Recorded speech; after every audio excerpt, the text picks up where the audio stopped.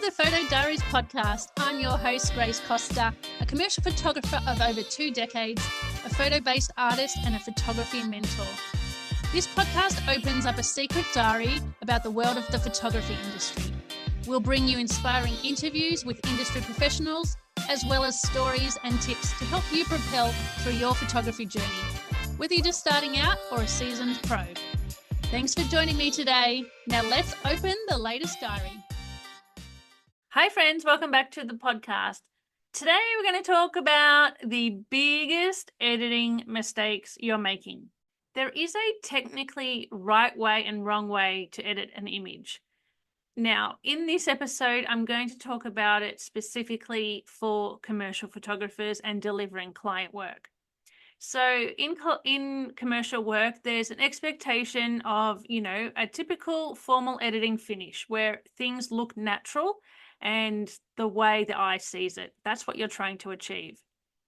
So the black should be black, the whites should have detail, and the client possibly might need to print your images someday, or depending if you're an advertising photographer, it might be going on billboards. It might have some two-dimensional output as far as a print form is concerned. But even if you're a photographer who wants to enter awards, and some of these awards are printed where they go on exhibition, you need to understand how to manage your editing and your color management so that your output is perfect. All right, first one on the list is high key done badly. So high key is really popular right now for personal branding images. And I love high key, don't get me wrong. Like it's part of my style as well. But high key is done badly when it doesn't actually have any detail. I see people are just trying to globally brighten the image and sort of overexpose it in post-production, or they've overexposed it in camera. And when they've gone to process it, they haven't considered the contrast. They haven't added any contrast as far as the blacks are concerned. So they have thought about, how bright they want it to be, but they haven't considered the other end of the scale where it actually needs some punch to it. And adding black, or adding, the dark side of the histogram, it actually adds that punch. It adds detail, and it prevents it from looking washed out and flat. And that's what a lot of people are doing wrong with high key, is they're making their images look flat because they're not bringing in the blacks or adding the contrast to it. When you consider high key and brightness and, bright whites in an image, you need detail to help tell the story. When things are blown out, you lose that impact and you lose the detail of what's actually going on in the scene. So if I can think of something that I've seen recently on Instagram, it might be a woman at a laptop at a table, and then everything's so bright you can't actually see the glassware on the table. You can't see detail in her top because it's completely washed out. So just reconsider the proper way to do high key, and that is, it still needs to have contrast with the blacks. So keep that in mind. All right, next thing on the list is presets and filters on 100%. Right. Presets and filters have been around probably over 10 years now. And I remember when they first came out, because I was super excited to try them inside my Lightroom. Lightroom had them embedded in their software, and people were also selling them outside of Lightroom as well. So that was super cool, and everyone was onto it. And I remember doing some family photos with the preset. And recently I've gone back to those family photos, and I didn't have the originals, but the ones that I had on the hard drive had the preset applied at 100%. And I totally regret it because it was such an ugly preset. It was cyan and yellow vintage filter, and it just looks completely gross. And the problem is, when you apply a preset so heavy and so strong, it's really hard to pull it back in post-production. And I tried that with these family photos, and it was near impossible to get it to look clean and natural again, because of the way I applied this preset. So since then, it actually taught me a really valuable lesson to not get on these trends and keep my work timeless and keep my work natural and neutral and just looking like the colors it should be. And since I've been doing that, I can look at my work from 10 years ago, from 15 years ago, even 20 years ago, and it still looks the way it should. It's still timeless. It's still got, the true colors. And I really value that now. I don't get on these trends anymore. And, I think if you're going to use presets, a word of advice is to try using them at 20 to 30%, because you've still got that color palette that a preset brings you, and that might be part of your portfolio style that you want to use. But I feel like it looks more natural when it's reduced opacity. So, around the 20 to 30%, like I mentioned. I do have only one preset that I will use inside my Lightroom for client work. And all it does is just warm everything up. It's basically just a vibrance one. And I know how to do vibrance manually in Lightroom, but this preset is pretty cool. And I just use it on, 20%, if that. It's just a little hint, it's like a woman overdoing her makeup. It just looks totally fake, and that she's wearing makeup. Whereas when it's done just really lightly with a very light level of foundation and light level of blush, it looks quite flattering, and it enhances an image. So think about your presets and filters just like makeup. It's there to enhance, but not overwhelm. Right. The next big editing mistake is over sharpening.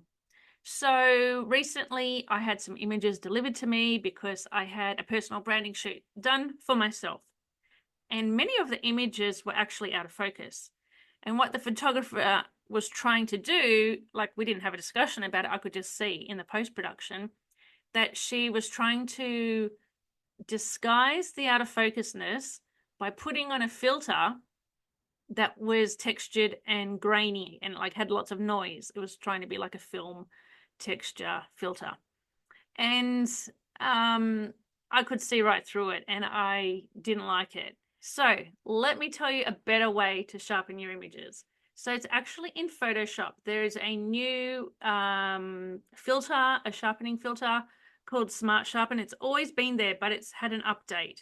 And the best way to use that is, I'm just opening it now on my computer so I can show you my settings. Okay, so I put it on remove lens blur. I have the amount under 200%, usually around 100, 120, that sort of thing. And then the radius only about 0.9. I don't want the radius to be too high because it makes everything look a bit fake. But you can play with the radius depending on how much you need. When it comes to reduce noise, that's also an option there. You don't want to reduce the noise too much. I've only got mine set at about 6% right now, because that globally softens everything. And on skin, it can look good, but also it can look a bit like just a bit fake, a fake softness, So get to know this new sharpening tool, the new Smart Sharpen in Photoshop, and play with that a bit and understand how that works and try different results. But that's a better way to resharpen your images. All right, the next one on the list is the heavy vignette. Are you guilty of this? All right. I often see it used when somebody has shot an image, it's usually a street photo or something like that, and they didn't have a long focal length. They're trying to create compression that a long lens creates by adding a vignette and bringing focus to the center of the image. Now, I think it's a bit outdated to use a heavy vignette, and it's out of fashion. So if you're going to use a vignette, do it very, very sparingly and start very small and then just creep in tiny, tiny increments until you can start to notice it, then pull it back a little bit more. So it's just there as an enhancement. It's not there to disguise a shitty photo. So stop using it like that. All right, next on the list is overuse of the clarity tool. I see this when usually beginner photographers have just started playing in Lightroom and they find the clarity tool and they think it's amazing. And it's actually not amazing, especially on commercial portraiture. It looks terrible. So the clarity tool, I think, works best for architectural photography because it's clean, it's bringing clarity to edges. It's kind of adding a bit of dehaze, even though there's a dehaze slider in Lightroom, but it's kind of taking away the haze, it's sharpening up the edges, it's cleaning the lines, and it's bringing definition to the overall image. So that's perfect for architecture photography. But as far as portraiture, yes, you can use it creatively if you're doing a creative type of portrait. But if it's, personal branding, headshots, or anything commercial like that, I think you should steer away from the clarity tool. Next in line is not fixing your color cast. Let's talk about color balance, color cast, and color management here. All right, so I'm trained very well in color cast because when I first started photography, we were in the film days. So I was learning color balance through the darkroom. But then I got a job with Kodak and I was responsible for printing digital photos when they first came out. And a lot of digital photos needed a color correction. And I became really good at seeing an out of balance color. So I was good at correcting if it was too yellow, I would add blue. If it was too magenta, I'd add green, and getting used to, mixing between those colors. A color cast is really noticeable when the light outside has changed and it affects the way your image looks. Or if, an example I shot the other day. So I'm in a room and the room was full, like wooden room. The walls were wood, the ceiling was wood, like that kind of medium blondie kind of wood. And I was using flash in the room and the flash was bringing out this really hideous yellow orangey color cast. I was able to fix that in post-production, but also I could readjust my white balance on my camera to just make it look daylight. So understanding color casts is really vital for the future of your editing because it will improve your images and you'll fix things that clients won't know you did, but they'll know it looks good. They just don't know why. And the other day, I received some images back from my personal branding and, there was nothing wrong with this particular image. I was in a white room. I was wearing a white shirt with a beige skirt. The white shirt had a blue color cast. And the way to find out what the color cast is, I thought it was blue, because I know I can see blue very easily. So what you can do is go on your blue channel and increase it, and then you'll see all the blue come out from that image. So all you need to do is just desaturate the blue, and I did that, and now my white shirt looks clean and crisp and it doesn't have a color cast anymore. So when you are supplying a series of images to a client, say for instance there's 3 shots of me in a white room with a white shirt and a beige skirt, all those images should have the same color, the same white balance. And when they were delivered to me, actually they didn't have the same color balance. Some were blue, some were warm. So I think just keep that in mind when you are delivering a series of the same images to a client. Make sure the color balance is all cohesive and everything matches. I want to give you another example of color cast. So one of my clients had her work critiqued the other day, and it was a wedding shot. I think it was late afternoon, but it was shot in the shade. And the wedding dress actually looked like it had a blue tinge to it. I could see that it had a color cast.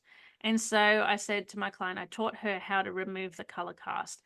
And the point of removing color casts or even just adjusting the overall white balance of an image is it can take an image from looking like it was taken on a cold winter's day to an image that was taken on a warm, sunny afternoon. And that's changing the storyline. And I think that's a really powerful way to use editing in your work, and start to think about, how do I want this image to feel? Do I want it to feel warm and cozy and bright? Do I want it to feel cool and wintry? When you think about cinema, films when they're made, think about horror movies or, war films or anything like that. I just like stuck for ideas right now, but they're often filmed with a very cyan or blue tone overall, right? To give you this sense of cold, eerie, I don't know, just it gives you a whole different emotion related to that color.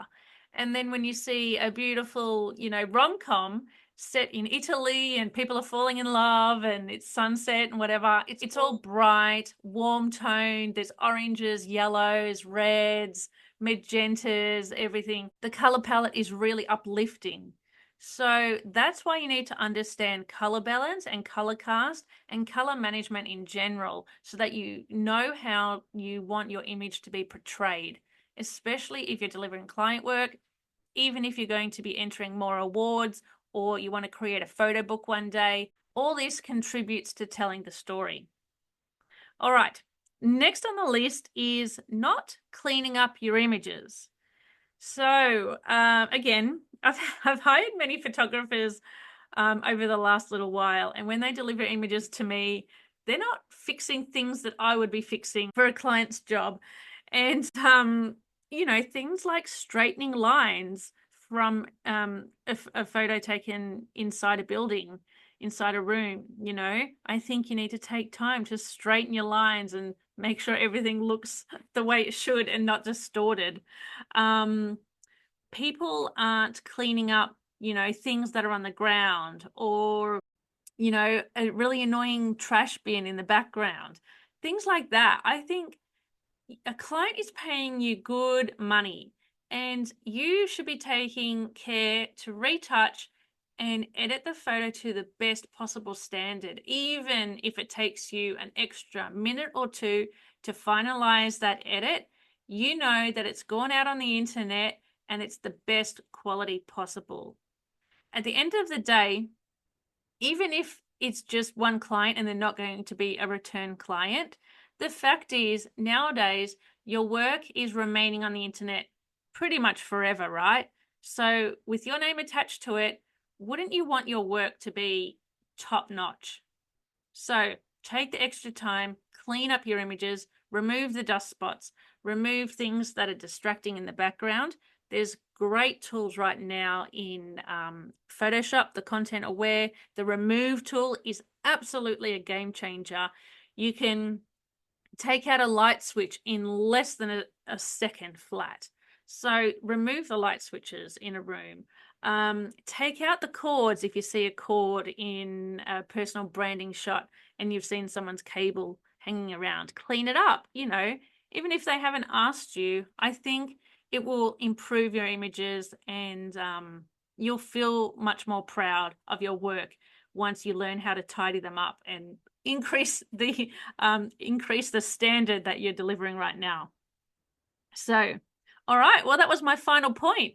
I hope you found that interesting, because I did. I loved making that list of big editing mistakes. So see how you go. If you have any questions on the technical aspects of editing and you would like a one-on-one session with me, I actually teach people how to edit in Lightroom, and it's a really great session. It's just an hour and a half, and within an hour and a half, we can go through my workflow. I can show you the tips and tricks of how I clean up photos really easily, how I adjust color cast, and how I manage color balance and straighten lines and everything like that. It's a super cool session. So the link will be in the show notes for that. And until next time, friends, thanks for joining me, and I'll catch you on the next episode. That's it for today's episode. If you found it valuable, I invite you to leave a review so more people can find this podcast, or simply subscribe to be notified when each new episode drops. Until next time, see you later.